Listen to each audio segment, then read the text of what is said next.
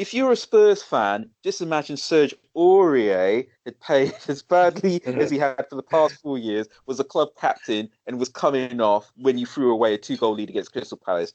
You would not be cheering. If you were a Man United fan, imagine if it's been Fred who'd been made the team captain.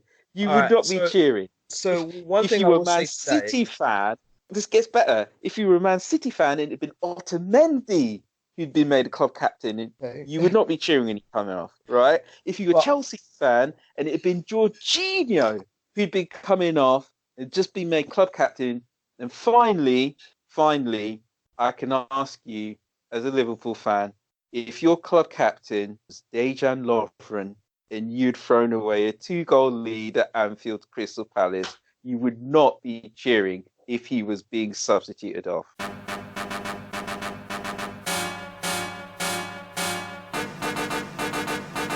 You're all about to witness a monumental throwdown.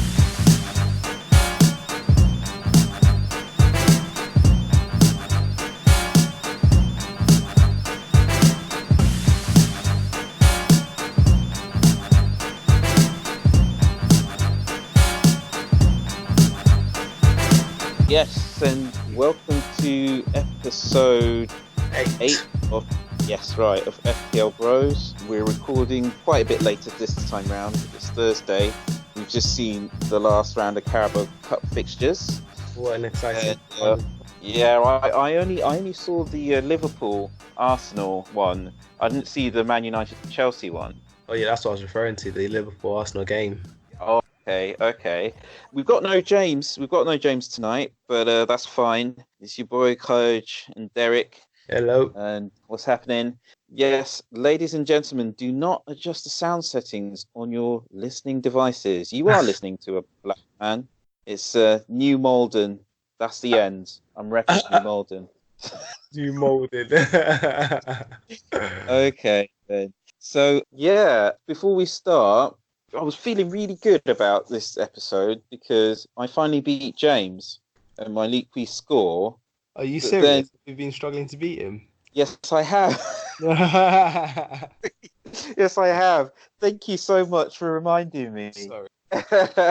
Okay, so I managed 53 points. Wow. It would have been 59, but You have someone on the bench. yeah, Rico stayed on the bench because Callum Hudson-Odoi came on for a one-pointer and then got booked for diving, which was never a flipping dive. Oh, we had this conversation last week, didn't we? About him not playing. Yeah, about him but being a rotation risk, obviously. obviously, yes, and I can accept that. And 1 point would have been better than 0 points, and 4 points would have been better than 1 point if the penalty had been given. And for 5.9 million, I think that would have been acceptable. But anyway, I've got my 53 points. It's not bad. It was above average, but I still got a red arrow. So what did you get? Like 71 points? Yeah. Good old Vardy. Good old Vardy. Maximum jam. And I'm not going to use your favourite phrase about What's the party. Can feel my nose bleeding. I hear.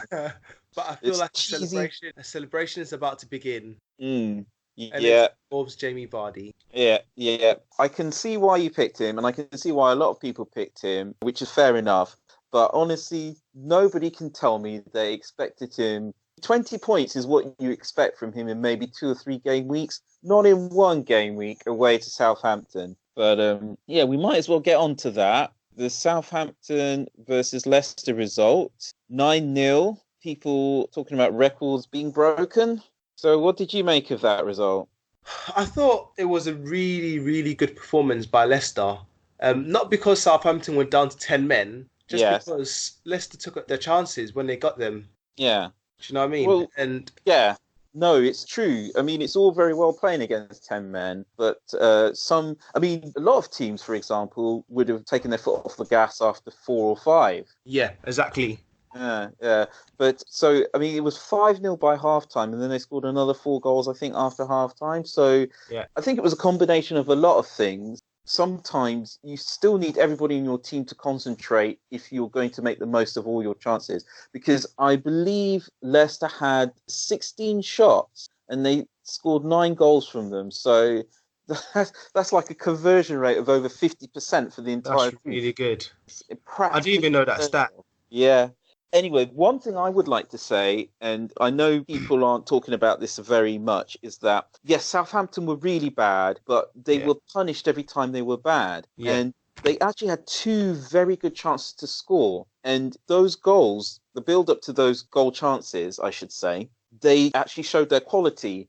And the quality players were running rings around Leicester for those very brief moments. And Who are their quality players? Are you telling me Southampton don't have any quality players? No, I'm not. I'm not. I'm just wondering who they are. I mean, the only quality players I can think of are Ings and what's his name? The midfielder. Redmond. Yeah, Redmond.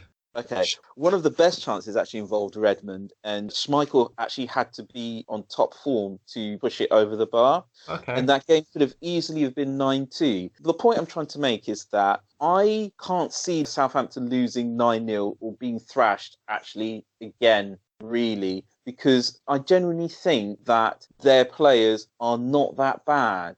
So you don't think City are going to completely run right on them? Because to be fair, they played a bit weak, didn't they? And finished 3-1, and City weren't pulling out. Or, well, to be fair, any City team is strong, but the strongest team, let's say.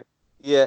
Most people are predicting a thrashing by City, and it would be foolish of me to bet against that. However, with the other games that I've got, I can't help feeling that Southampton are not going to let that 9-0 happen to them again. Like I said, they could have easily scored 2 goals, and everybody would still be reminded about how they still have some decent players. I mean, okay, they didn't really show it then, but I think that Ward-Prowse kid, he's shown some quality in the past. Apparently, people are getting excited about Vestergaard. You know, they think that he's showing signs of being a decent defender.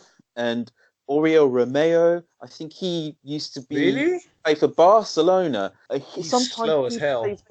As an FPL asset, though, I will admit he's virtually worthless. You put him in your team just to save money, and he might get you 1 goal a season. But anyway, that's my feeling. I don't want to take anything away from Leicester. Obviously, they're looking like the team people are starting to consider after Liverpool and Man City for assets. Yeah. And it's just a question of who you get in, really. The usual suspects, Maddison, Vardy. I got in Pereira. I still can't believe he only got a clean sheet from that game. Yeah, I know. It's just ridiculous. And I heard somebody say, actually, that Chilwell's goal was a jammy one. I mean, no, it wasn't actually. He played really well that game, and he's an attacking threat. Yeah. And I'll tell you who else is an attacking threat. Go on. Cresswell. But we'll get to that later on. But Chilwell was an attacking threat. He gave some good balls in. He was running down the side. He was basically playing like the fullbacks for... He practically tripped over the ball before it went into the net, mate. I'm telling you, watch it again. Anyway, moving on, if you'll allow me to. Of course. I feel that Wolves are starting to show signs that we should be giving a bit more consideration to their assets. In particular, Jimenez and Doherty. You don't agree? When did Doherty get an assist? He really got an assist, or it may even have been a goal. It wasn't a goal. It was an assist. He got an assist earlier on, but I'm sure he didn't get an assist in the last game. He scored recently, I'm sure of it. I think it was he did get an assist or something of that sort, but why do I feel like it's a cup game or something? No, okay, he scored in a cup game. He got an assist against Southampton. Okay. He got a goal and a clean sheet against Watford. So the thing is, he's only played 90 minutes like 3 times in the Premier League this season so far. He cost 6 mil. Can't you get better options for 6 mil? You got Pereira. You got, what's his name? There was another player I was looking at for 6 mil. Oh, yeah, that's it. Mendy. 5.9 mil. Yeah, 5.9. No, it's true. It was just about, reliability, I think. Although you're right. I mean, at the moment, it doesn't look like there's going to be any team more reliable than Leicester for at least the next 5 or 6 games. Yeah. But it's just that we got so much value or joy or points out of the Wolves last season. I just wonder Oh, we You forget. got so much joy and value of points out because I didn't invest in Wolves players, so I refused to get on the bandwagon late. Okay. But what I was going to say was this year I got on Lundstrom, so that's where my money's been invested. In terms of value. Yeah, in terms of value, he's Okay, good value for money. He's an attack threat, and I don't worry about trying to invest in a 6 million player who's going to potentially not even start because he doesn't always start. No, it's true. He doesn't always start. Although, who knows, when they have a break for Europa League, don't they? When the teams can just concentrate on the league. And correct me if I'm wrong, but didn't Aston Villa just knock Wolves out of the League Cup? Yeah, they did. Yeah, so they're not going to have any midweek games, which aren't Premier League games, to worry about for a while. So he might get an extended run in the team. Okay, forget Doherty then. You quite rightly pointed out that there are players around the same price who are more likely to be nailed. But I think Jimenez is looking like an interesting option because, some people might be losing faith in the real premium priced strikers. Yeah. Aubameyang, Kane, not quite doing enough to justify his price tag. Aguero, obviously we're going to get onto that in a minute anyway. And then, there's Rashford blowing hot and cold. I know a lot of people are going to get excited about him after tonight. But by the time the weekend runs around, he'll probably miss a penalty and do over everything. Brought him in again. See, that's 2 penalties he's missed now. And I don't want to go over like old business, but again, do they really have anybody who's that much better than Pogba at taking penalties at Manchester United? Based on current evidence, they're not really that much better penalty takers than him. But anyway, so Jimenez is looking like an option. Obviously, I think he's about 8 million this season, and for another million and a bit, you can get Vardy. Yeah. But if you are, for example, tired of Callum Wilson or want to upgrade Pookie, or maybe you are going off Tammy a little bit, Jimenez, because I think he's played pretty much every game. He's one of the few Wolves players who's not been rotated so far this season. Yeah, no, he hasn't been. No. I think Jimenez is a good shout. He's on penalties as well. Right. I think he shares it with Neves, but he is a major on penalty, and he does score them, so he's definitely worth getting. Yeah. And obviously they've got Arsenal next, but again, that's not necessarily a difficult game. It's not a Arsenal difficult game all over the place right now. Yeah, from an attacking point of view, it's not a difficult game. You might go to Arsenal, you might lose, but you're probably going to get a goal. And if anyone's going to score it, it could well be Jimenez. But then after that, you've got Aston Villa at home, Bournemouth away, Sheffield United at home, West Ham at home, Brighton away, and then Tottenham at home. And again, they've not been really themselves, have they? No. Especially defensively. And then after that, Norwich away. And then it's Man City. So worth investing in some Wolves players, but it's just a matter of who. And I'd say probably what we've agreed, Jimenez is probably the best option. Yeah. With the rest of them, it's a case of getting them in and then crossing your fingers. Because sometimes you just have to accept that you're going to have players who won't play. And you need to make provisions for that, because the idea is that the value comes in them getting you points when they do play. I've still got my eye on Traore, and I think he's only 5 million, so he might well be worth saving money, if you can just take a punt on when he's going to play or not. Yeah. I can't really talk about the list. I know a lot of people have been going on about Bolly lately. Bolly's a good shout. Yeah. He's a very good shout. I've never been entirely convinced by Wolves' ability to keep clean sheets. What do you think? I think they can keep clean sheets. They just need to get into their stride. They didn't start the season very well like they started last year. Last year they were very solid defensively and were very organised. I think Wolves and Burnley have switched places every year. So Burnley were solid and the Wolves were solid. Now Burnley are solid again. They just keep switching, don't they? They do. To witness a monumental throwdown. Okay, so on the topic of selecting players who aren't nailed, we'll come on to the vexed subject of Man City, right? And people have been absolutely losing their minds over, I think mainly over the fact that Aguero did not start the last game, and then he came on for a 1-pointer all the people who captained him, they were just cursing Pep's name to the heavens. Now, the first thing I want to say is that, for goodness sake, Pep Guardiola has been managing in this country for how long now? Like 4 seasons? Yeah. Something like that. And if you don't know by now that he swaps his team around, then you'll never know. The second thing about Pep is that he doesn't care about FPL, okay? He doesn't care about giving people information about his players, who's coming back from injury, none of that. What I find strange is that people still think they can second guess him, okay? It's not a simple case of, oh, he didn't play this player in this game, he's been rested, so he's going to play in the next game. No, he does not do that. He doesn't do that at all. Yeah. In fact, I think one thing I want to say about resting players in general is that it's more of a cumulative thing. It is possible to play a player for like on Saturday, then Wednesday, and then Sunday. But what you'll find is that the longer you do that, the more tired they get and the longer rest they need at the end of their playing run. So, you know, just because a player's played on Saturday doesn't mean you have to rest them on the Wednesday. You can play them on the Saturday and the Wednesday. You just have to work out when you are going to rest them. That's all. And so with Pep, people have said, oh, Aguero started yesterday. That means he's not going to play on Saturday. Nope. You have no idea whether Aguero is going to play or not. You just don't know with Pep. Exactly. You don't know. Stop guessing the guy. I do wonder that if he does it to keep things exciting, or he just does it because he just doesn't want people to figure out what he's going to do. I don't know if he's trying to like keep the team, you know, on their toes and keep people on their toes in the team to make sure they don't think they got a secured spot, or if he's just doing it because he thinks, ooh, I bet they think I'm going to play him. Let me not.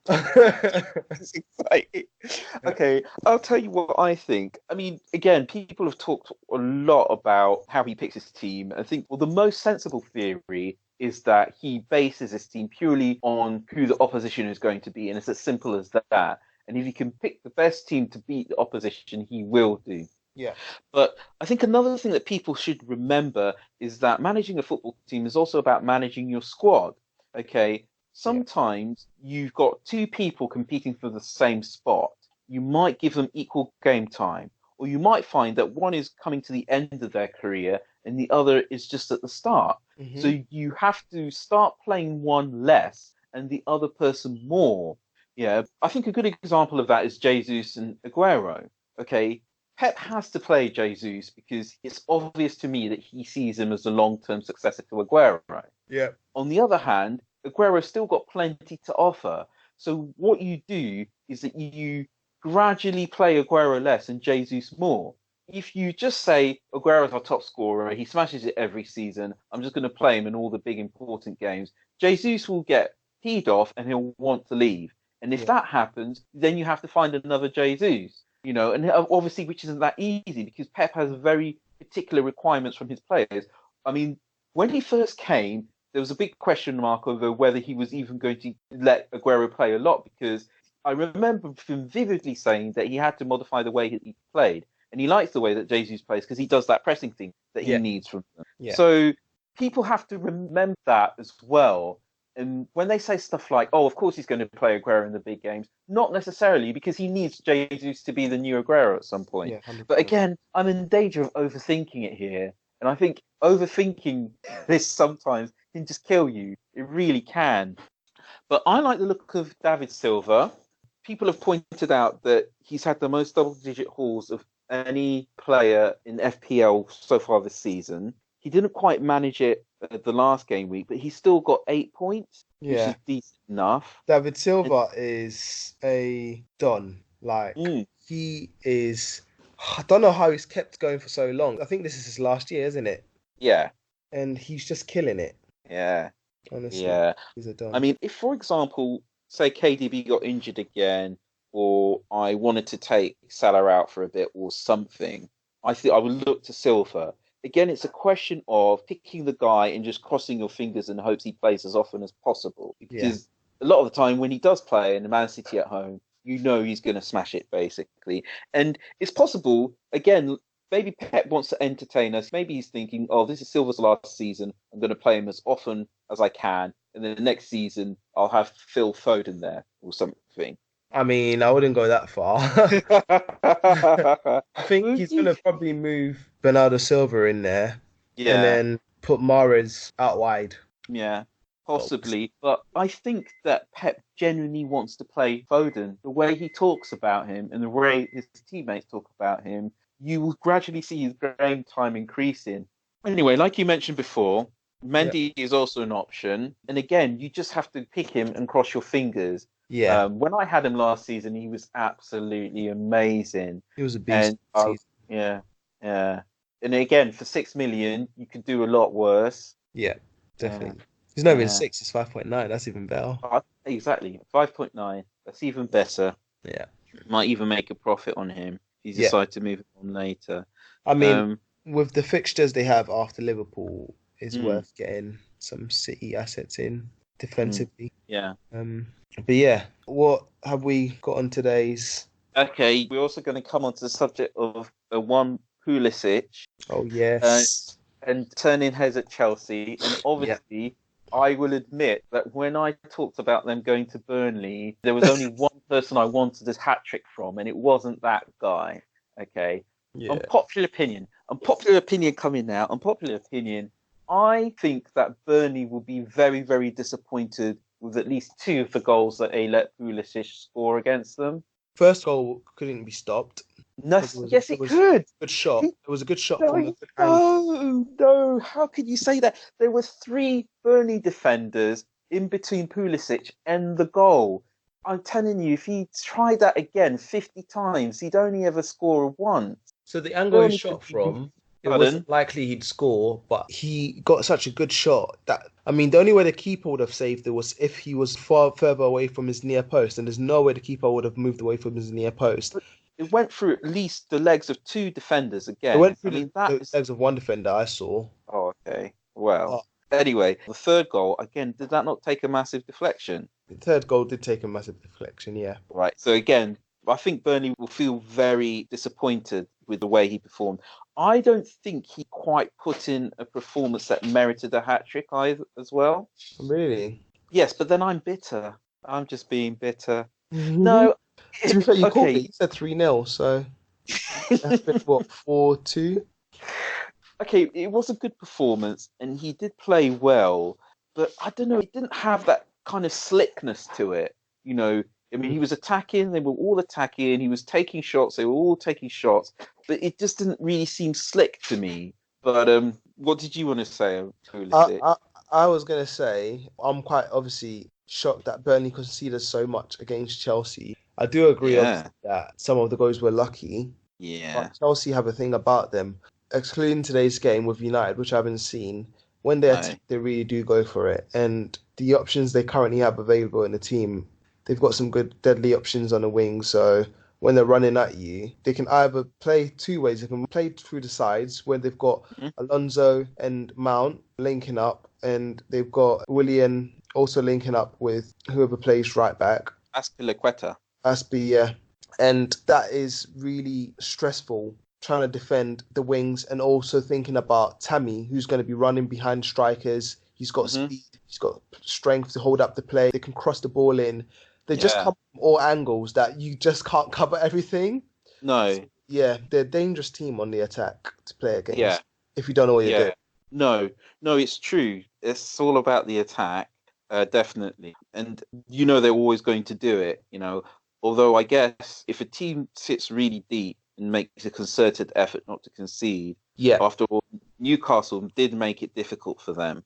Yeah. We'll just see how they cope. Also, they only managed 1 goal against Man United today as well. Yeah, it's true. But then, so a lot of people have pointed out that Man United's defence isn't actually that bad. It's just at the other end that they seem to be having real problems. I think I'm going to have to admit that I don't know if I'm prepared to see Callum Hudson-Odoi sit on the bench much more often this season. Again, I only paid 5.9 for him, and again, he was there to end my Pepe woes. But Pulisic actually started the season at 7.5. He's only 7.1 now. Are you joking? Yeah, I know. Everybody really thought he was going to... I thought he was 9 mil. Are you sure? Yeah. Well, at the beginning of the season, there was not a single Chelsea player over 7.5 million. He was actually the most expensive one. That's ridiculous.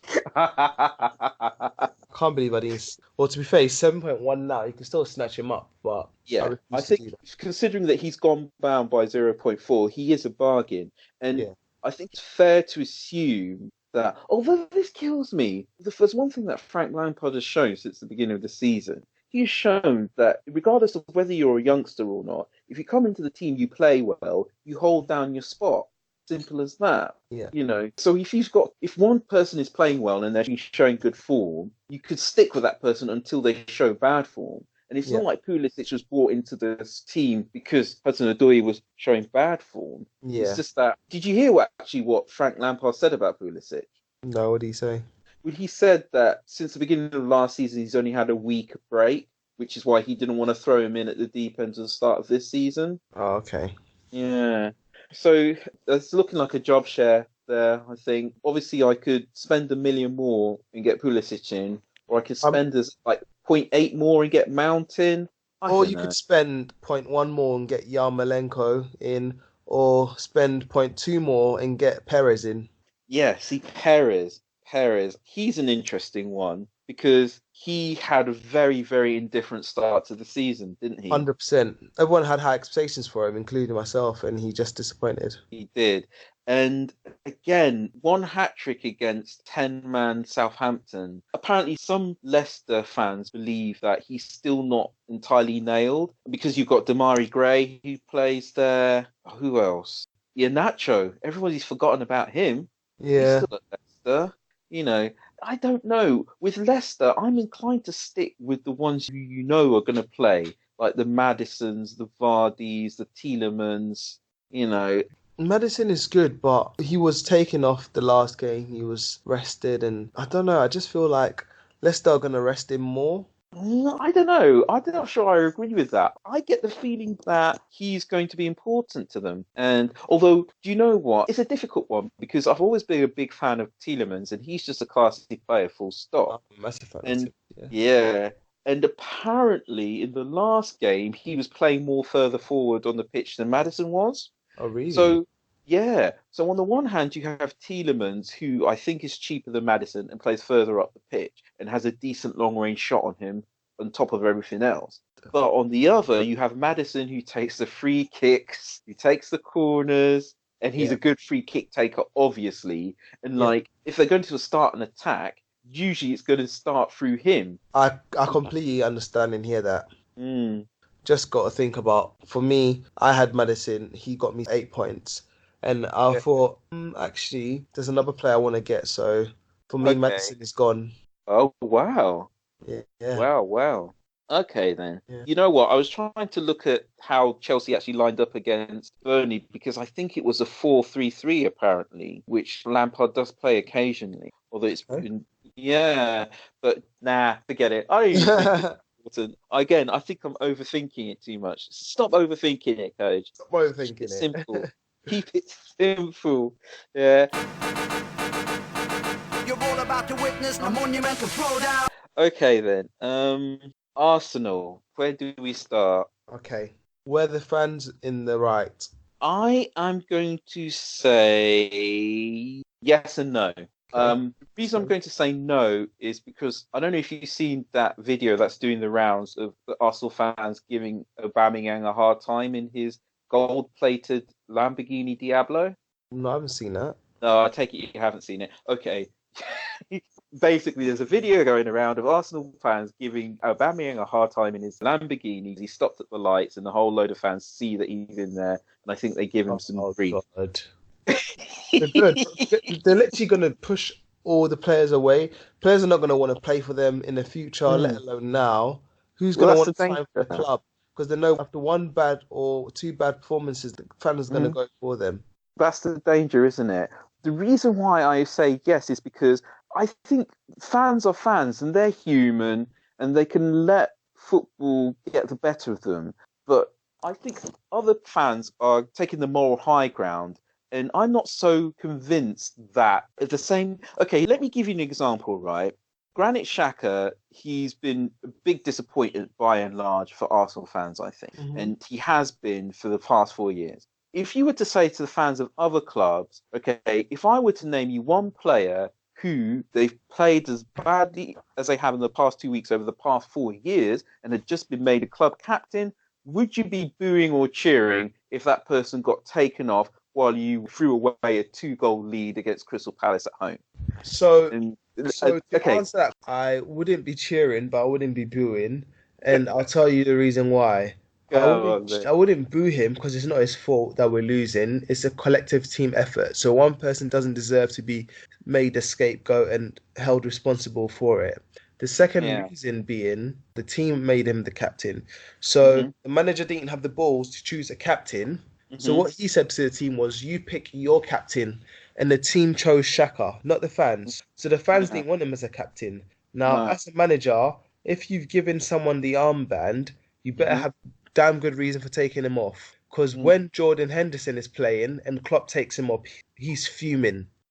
He's even our captain and he could have a good game. He's fuming. Yeah. But if you're the club captain and you are being taken off the pitch, that's embarrassing.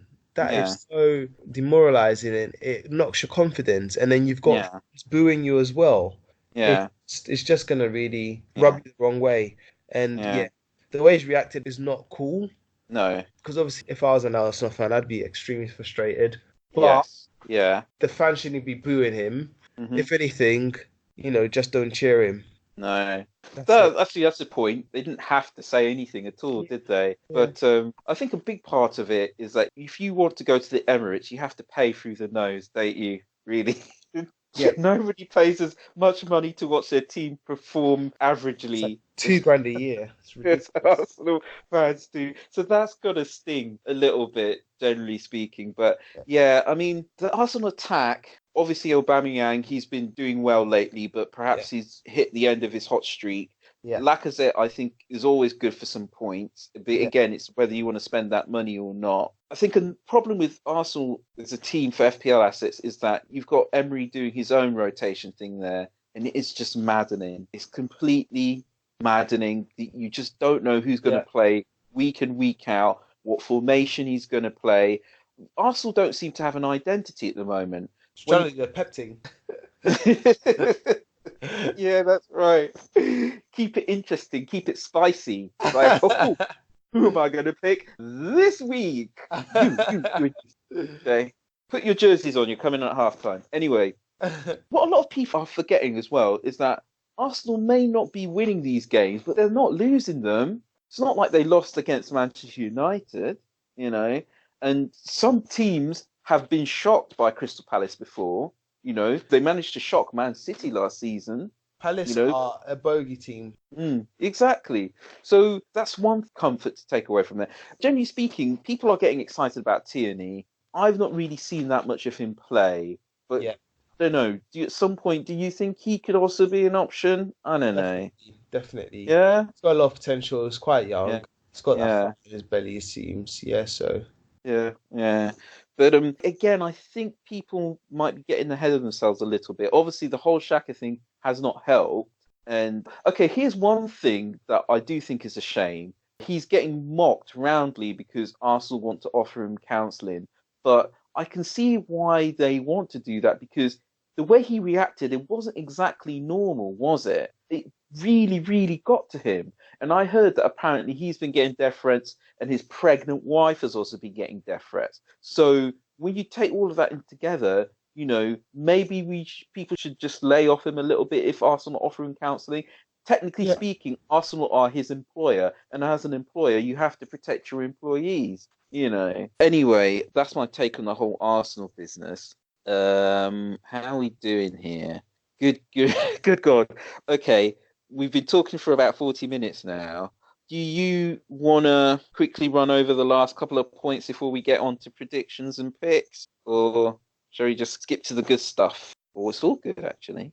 All right, then. Anything to say about Spurs? So, Spurs are in a predicament at the moment. Yeah. Not quite Arsenal bad. No. But they are getting there. Their record on the road is poor. They've had some tough games in the last 6 that they've played. I think they've only had one win. Yeah. That was in the Europa League. Yeah. In the actual league, in the Premiership, they haven't had any wins apart from when they won. Oh, sorry. Spurs were Champions League. Champions League, sorry. But go on in the Premier League. In the Premier League, I think they had one win, and that was like against, was it Southampton or something? Yes. Yeah, they beat Southampton, which obviously, no one's going to get gassed over. But yeah, I don't know where the problem is, because against Liverpool, they played really well. So they did. They're trying. I mean, they've changed the way they play now. They've gone back to, closing down kind of play, which is good. I don't know, they still are missing something in that team, and they need to find it quickly. Yeah. I mean, the thing is, I don't think we can draw an awful lot from the game against Liverpool, because Liverpool just attacked and attacked and attacked, and most teams are going to crumble at some point. And if you're going to hold out, I mean, scoring first probably didn't help, really. Yeah. And if you're going to hold out against Liverpool for 89 minutes, everybody's got to concentrate for the whole time. And me personally, the effort it takes to hold out against Liverpool, and just concentrate, like you said, for that period of time, and just try and watch the runs and players and everything. It's just too much. They should have stuck to attacking football instead of trying to do the counter football. But that's what they're told. Me personally, I think Spurs are going to turn a corner. They have to get their defence organised. The players are there. They're good. They've done it before. They just need to get their heads back in the game, because I think as far as the attack goes, things are looking a bit more like they've turned back to normal. See, one last thing about the Spurs-Liverpool game. People may whinge and moan about the penalty that Mane won, and all I have to say to that is tough cheese. Yeah, tough cheddar. All right, it happens. Yeah, okay, it happens. Deal with it. It happened to us in the past when we played against them, and Lamella dived and won a penalty, and cost us our league title. So they can do one. I'm sorry, I've got no sympathy. Oh, poor old Spurs, oh, give me a break. This is like Premier League football. What do you think's going to happen? Right, you've got to be switched on the whole time. Yeah, agreed. So you're all about to witness a monumental throwdown. Okay, all right. Let's move on to predictions. Yeah. What have we got here? Okay, again, I'm going to concentrate on the interesting games where most people will or should have assets. So we've got Bournemouth at home to Man United. I can see United winning that. Martial's back. Rashford scoring goals. Mm-hmm. United look refreshed. They've just beat Chelsea. They beat Norwich on the weekend last week. I think I can see United win that. Ooh. I wonder whether Eddie Howe has finally managed to tighten up that defence of his. I'm genuinely curious to see this. Actually, this might be the game which finally makes me make some sort of conclusion on it. In terms of what the outcome's going to be, I don't know. Bournemouth are capable of giving anybody a game. Mm-hmm. Man United's going to have to go down to the south coast and play them at lunchtime. Something tells me that they might get a draw out of that. Okay. Yeah. A draw. Fair enough. Yeah. Okay, then we have Arsenal v Wolves.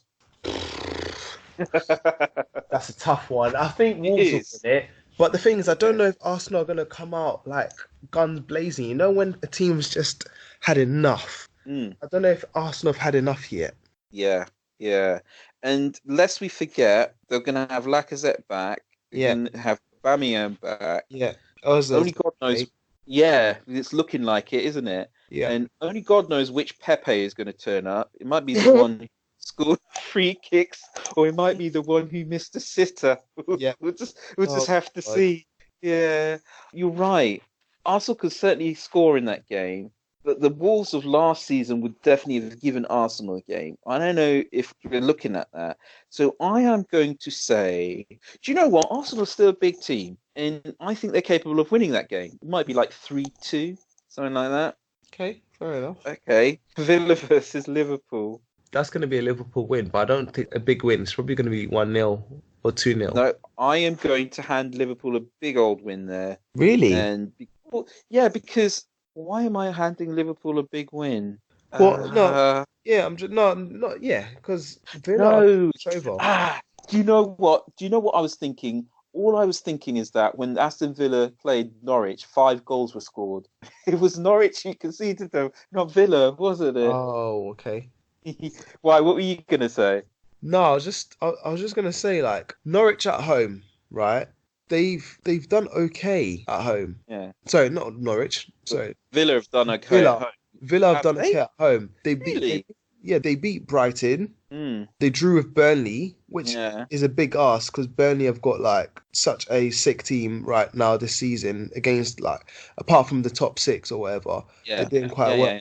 And Yeah. they've got some good players like in the team for Aston Villa. They've got that McGinn guy. They've got Grealish who's been playing well, and the is his name Ghazi or something? El Ghazi, I El think it is. Ghazi, and he's like so underrated. They Uh, drew with West Ham at home as well. At home, I don't think they've. I mean, I don't know off the top of my head, but they probably haven't lost to anyone apart from like the top 6 teams. So okay. I don't know enough to contradict you there, but when I see Aston Villa, they just don't look like a Premier League team to me. But that is based on nothing but prejudice. So I, I can't back that up. So you're probably right. all right.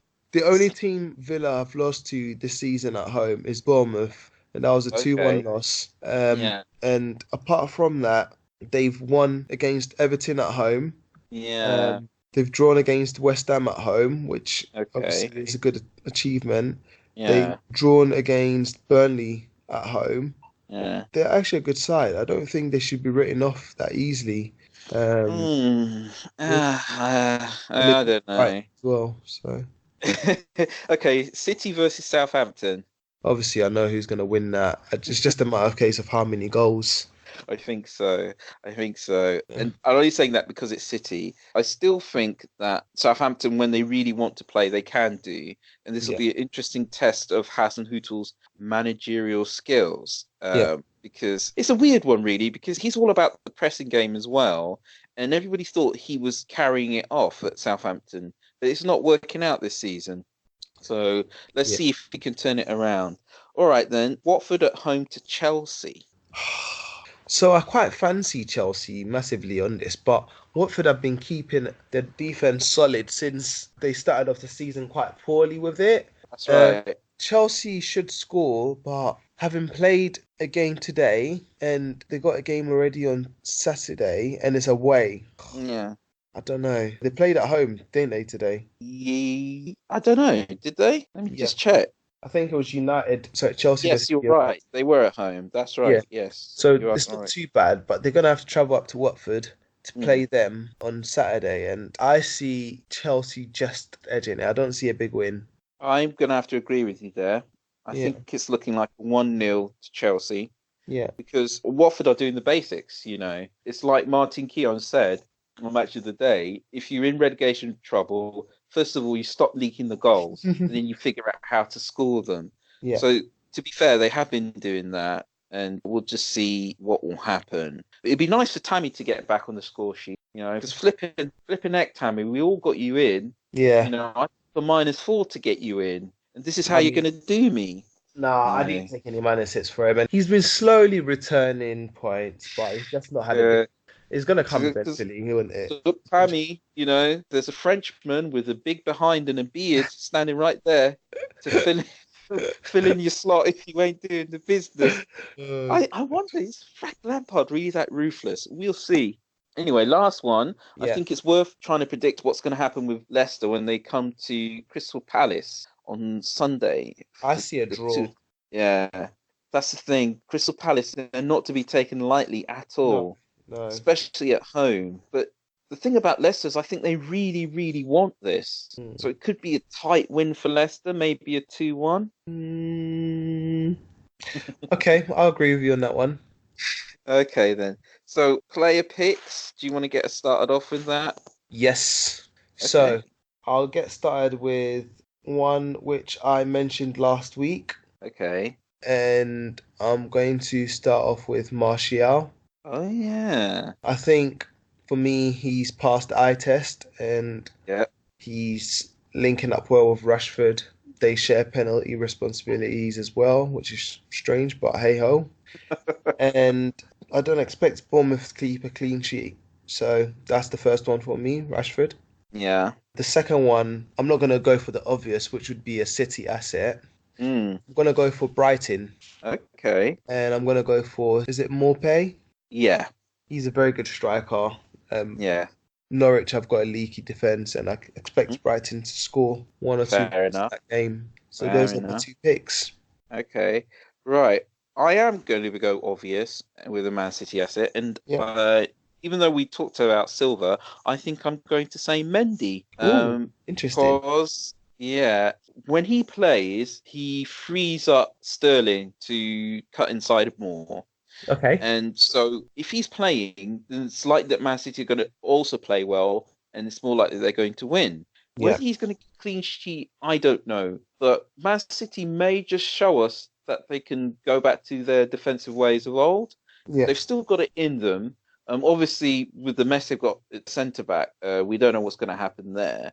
But like everyone's been saying, with Man City, it's not really a case of them having to defend. They just keep the ball, which we know that they can do. Yeah. And so I'm going to say Mendy, and he's going to have some joy against Southampton.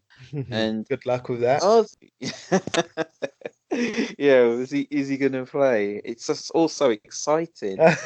Other one, I would have said Martial as well, because for everything else, he's playing as a number 9, even though he's listed as a game as a midfielder. Yeah. You've got to have some of that, haven't you? Yeah, 100%. You've got to have some of that. Yeah. Oh, God. So, okay. Do you know what? I'm going to go with Dean Henderson in goal for Sheffield United. I don't know how much he costs. It's probably 4.5. But I think part of the reason that Sheffield United have been quite impressive defensively is him. And obviously, he had a shocker against Liverpool that time. But not only do Sheffield United play well, but he's genuinely a good keeper. Or he's showing a lot of potential as a keeper. He makes good saves. Yeah. So you could do a lot worse than Dean Henderson in goal. If you're getting tired of Pope, and to be frank, I am a little bit, but I'm one of those people who likes to just cheapskate on their goalkeepers, then Henderson. If I were braver, I'd probably go for Gazaniga. Save myself 0.1. But I just don't see. Pardon? Gazaniga, I said, ooh. Yeah, I know. Again, it's only because I'm so tight-fisted and I like to save money on my goalkeepers because I can't see him keeping any clean sheets. The save points, definitely. He's down for the save points, but I want those cleanies. I'm all about the cleanies. It's all about the cleanies. Yeah. Okay, well, I think we'll wrap it up there. Yeah. And I know I say this every time we do an episode, but I genuinely appreciate you taking the time out to do the pod. I know it's not easy. We've got so much to do, all of us, and then at the end of it all, to sit there and think about formations and players and how much they cost and how many points they're going to score. It takes it out of you. Yeah. So thank you very much for taking part in this. Also, I hope everybody who's been listening has been enjoying. And that's a goodbye. Yeah. Have a good week, guys, and may the green always be in your favour. Yeah. Bye.